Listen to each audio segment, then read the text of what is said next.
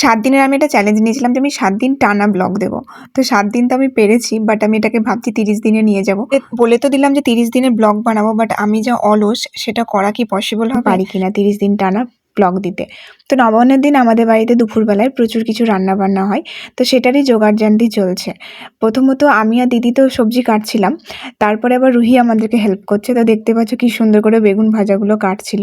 তো আমাদের এখানে সব সবজি কাটা কমপ্লিট। মা এদিকে রান্না বসিয়ে দিয়েছে, কারণ অনেকটা দেরি হয়ে গেছে, নয়তো খেতে খেতে অনেক দেরি হয়ে যাবে। কারণ আগে জানো তো, যখন আমাদের বাড়ি ছিল, জয়েন্ট ফ্যামিলি ছিল, তখন এই যে নবান্নের দিন রান্না করে খেতে গিয়ে মোটামুটি আমাদের বিকেল হয়ে যেত। তো সেটা আর এখন হয় না লাকিলি। এখন আমরা সবাই মিলে হেল্প করে খুব তাড়াতাড়ির মধ্যে রান্নাটা কমপ্লিট করে দিই। তখন মা একা করতো, তো ভীষণ দেরি হয়ে যেত। তো মা এদিকে মানে বাদবাকি রান্নাগুলো করছিল, আর আমি ভাজাভুজোগুলো করে দিয়েছি।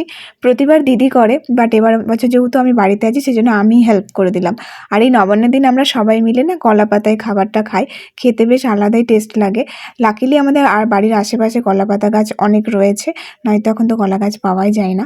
তো খাওয়া দাওয়া কমপ্লিট হয়ে গেছে। তারপর আমি আর রুহি একটু বিকেলবেলা এদিক ওদিক ঘুরে বেড়াচ্ছিলাম। যেহেতু রুহির পরীক্ষা চলছে, সেই জন্য দিদি রুহিকে নিয়ে খুব তাড়াতাড়ির মধ্যে বাড়ি চলে গেল, কারণ ও সন্ধেবেলা যেতে চাইছিল, যেহেতু দিদি রাত্রিবেলাতেই বাড়ি যায়। তোর ভীষণ মন খারাপ, ও থাকতে ইচ্ছা হচ্ছিল, বাট কিছু করার নেই, এক্সাম আছে। তো দিদিরা তো বাড়ি চলে গেল, আর আমি বাদবাকি সব কাজ করে এতক্ষণ একটু বসার টাইম পেলাম।